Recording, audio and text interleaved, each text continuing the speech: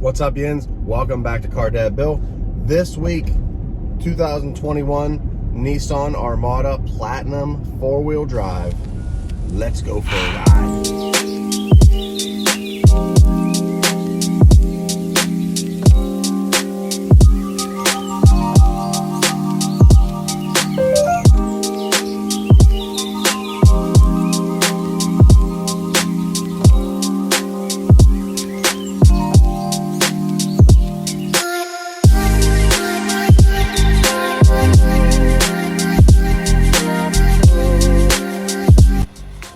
Starting up front, look at that grille. All new redesigned grille, hood, fenders, rear bumper. The Armada now is a little more rugged, a little more refined, a little better looking. I mean, all kind of opinion statements, but definitely redone. Love these LEDs. They used to just be in the front like that. They didn't have that line in the middle. So I really like the new look of the LED. High beam, low beam LEDs. You got the V8 tag on the side just to let you know what's lurking underneath. The 5.6 liter V8, 22-inch wheels with the Bridgestone tires. And just look how it stands. Look how it sits on the road. I really like the overall package. The overall tallness, length, width. It just looks very symmetrical. Looks really nice. Out back, same thing. New Nissan badge. Platinum. Look at these taillights. Full of LEDs. And these parts are that new, they're like, this all lights up. So you have your LEDs in here, and then this all lights up under braking as well. Tall roof line. Big spoiler on the back. Comes as an 8-passenger. This particular car is a 7-passenger with the captain's chairs. Let's take a look inside. All right, guys. Firing it up. Little logo flashes there. Pretty cool. Here's your center stock. That is all new. This screen, all of this is all new. Inside here is where your wireless charging is with another 12-volt plug. Underneath you have both USBs A and B and your towing controls. Well, let's take a quick second to look at this dash because this is all touchscreen. Okay, so your Apple CarPlay and everything comes up here. Then you have all of your different settings down here for all your different stuff. And everything's pretty streamlined, pretty smooth. Down here, however, is where you're going to go back and forth.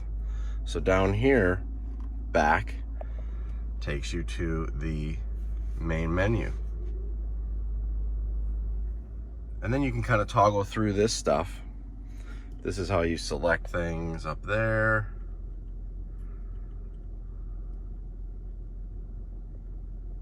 Down here is where you select it from, and you can collect your menu, your audio, your map, all that stuff. Up here is your 4-wheel drive selections. Automatic cruise control, or traction control can come off. Cup holders. Huge center console. One cool feature about this, there's a button back here that you can press to get access to this from the back seats. So the kids use that. Up front, instrument cluster. Let's talk about that real quick. This is all a screen. These are gauges, real gauges.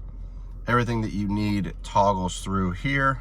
You can see the fuel economy is around 17.5. You can toggle through all your stuff with this button here that runs through everything that you need. Down below are buttons for the heated steering wheel, your safety net, and your back tailgate. Settings for the seats. Again, back down here, nice leather wrapped for your buttons. And look at the little chrome on the buttons. Pretty nice. Wood grain wraps the front of the car all the way around to this side. Big seats, comfortable seats. This is the 7-passenger like I was telling you. Let's go around back and take a look at the inside. Back seats, similar design, Bose sound system everywhere in the doors. In here, screens. TV screens for the kiddos. Charging station and your HVAC setup for the back seats. Your seatbelt hooks are right here.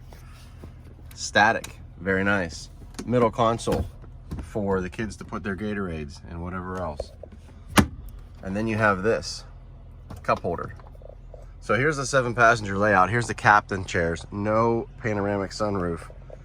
Big 3 seats in the back there. Let's look at that trunk space.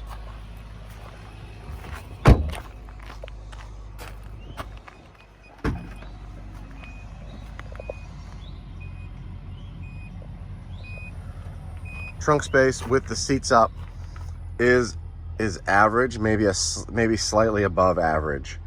You have your power buttons to take your seats back down, like so.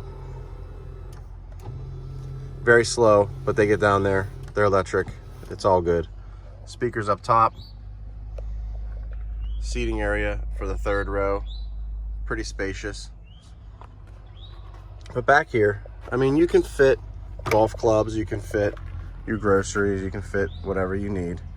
And you would typically stack things in this area. Or you just put these seats down if you don't need them. And then you have a huge storage space back here. Because this is a big vehicle. Let's go for a ride. Before I forget, this mirror is a regular mirror. And then you do this, and now it's the rear view mirror behind the car. And you can change different settings on this. You can look a little bit higher, you can look a little bit lower, all the way down there. You can go left or right. You can rotate it a little bit. You can put the indicators on it. You can dim it. You can change the language. You can do all this stuff. And then your home link is still there. So pretty cool. Let's go for a ride. Back seats, similar design, Bose sound system everywhere in the doors. In here, screens. TV screens for the kiddos. Charging station and your HVAC setup for the back seats. Your seatbelt hooks are right here. Static, very nice. Middle console for the kids to put their Gatorades and whatever else. And then you have this cup holder. So here's the 7-passenger layout. Here's the captain chairs, no panoramic sunroof. Big 3 seats in the back there. Let's look at that trunk space.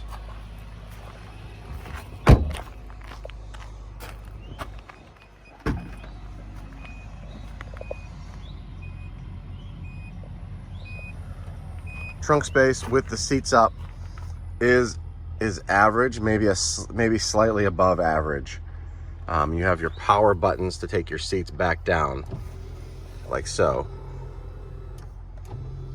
Very slow, but they get down there. They're electric. It's all good. Speakers up top. Seating area for the 3rd row. Pretty spacious. But back here, I mean, you can fit golf clubs, you can fit your groceries, you can fit whatever you need. And you would typically stack things in this area. Or you just put these seats down if you don't need them. And then you have a huge storage space back here. Because this is a big vehicle. Let's go for a ride. All right, guys, let's go over some stats real quick before we go on the road. 21 Nissan Armada, Platinum 4-wheel drive, 5.6 liter V8, 400 horsepower, 413 pound-feet of torque, mated to a 7-speed automatic transmission. 22-inch wheels, Bose sound system. I think it's a 13 speaker sound system. It's averaging, they average 15 miles per gallon. You guys saw earlier, I'm averaging around 17 to 18 miles per gallon, which is not terrible. And that's been a lot of urban driving, to say the least. The sticker price, that's kind of where it gets crazy. It's $50,000, between in the 50s for the base model. You add the platinum, you add a lot of the features, like the CarPlay and all that stuff, and it bumps the price to $71,250. So it's expensive, but it's also a 7 and 8 passenger SUV with a V8 engine. Kind of, you know, what you can expect from something this size, I think, and the luxury that also comes with this vehicle. So the $71,000 price tag is not shocking, but it is, however, expensive. A couple other things I wanted to talk about as well while we're driving around is the new stuff for 21. The dashboard layout, like I showed you in the previous video, all new exterior design, the grille, the headlights, the fenders, the hood, the bumper, the tail lights, all that stuff is brand new, all LED, really sharp looking.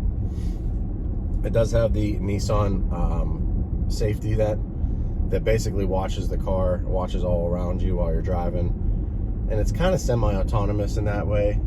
I don't use those features very often. I feel like, you know, you're driving your vehicle, and the safety stuff is nice for when you need a little bit of extra help, but I would not excuse me, I would not rely on their safety features. On any car's safety features, you have to be driving. And the last thing about this for new for 21 is the 8,500 pound towing capacity. So you can tow something up to 8,500 pounds, you know, with the whole family inside. Not a bad thing, and it actually works that way with the 2-wheel drive or the 4-wheel drive model. Doesn't matter one way or the other.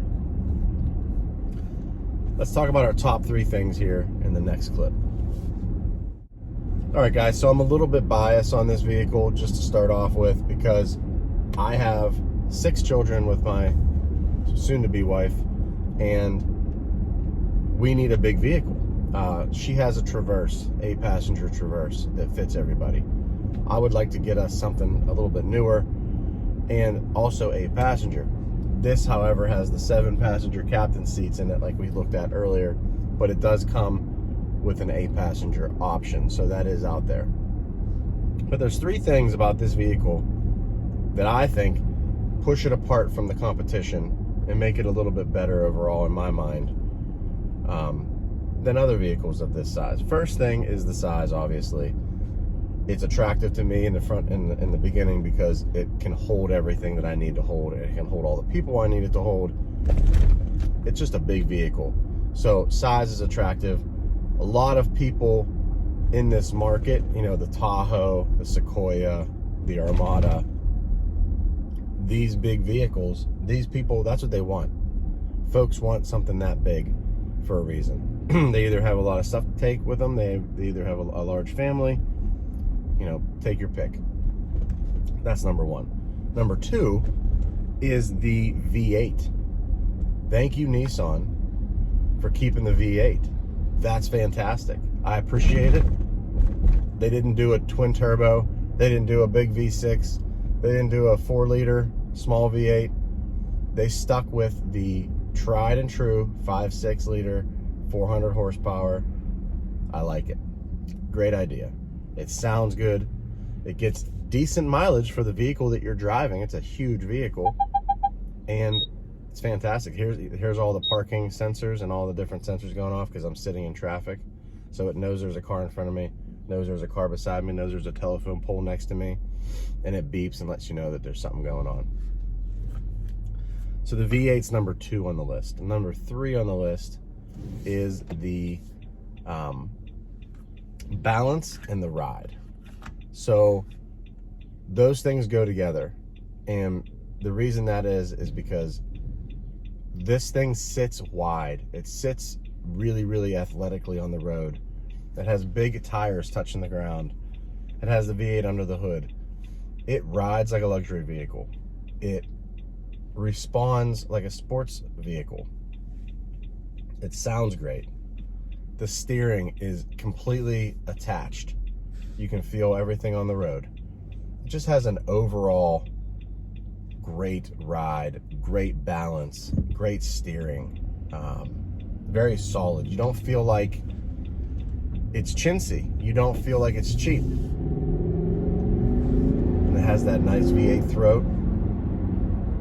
Get you off the line. It drives like a smaller, lighter vehicle than it actually is, which is what stands out to me. As soon as you get in the vehicle and you drive it for a few days, you really realize that it's flying down the road, it's picking up pace, it's able to stop quickly. And that's the other thing. Add that to the list. The braking is phenomenal in this. There's no hesitation, there's no choppiness, there's no fade. Even at high speed, no fade. I mean, you come down to a screeching halt from the highway on this, and it doesn't really have any drama with it whatsoever. I'm gonna hop on the highway so you can hear the throttle getting on the highway, and you can hear the highway speed noise, or lack thereof. I'll see you in a minute. All right, Yins, let's get on this highway here so you can hear this thing take off. Sounds great. Now I'm getting on the on-ramp to go up the hill, so that's usually what I do when I'm trying to test acceleration, throttle response, all that.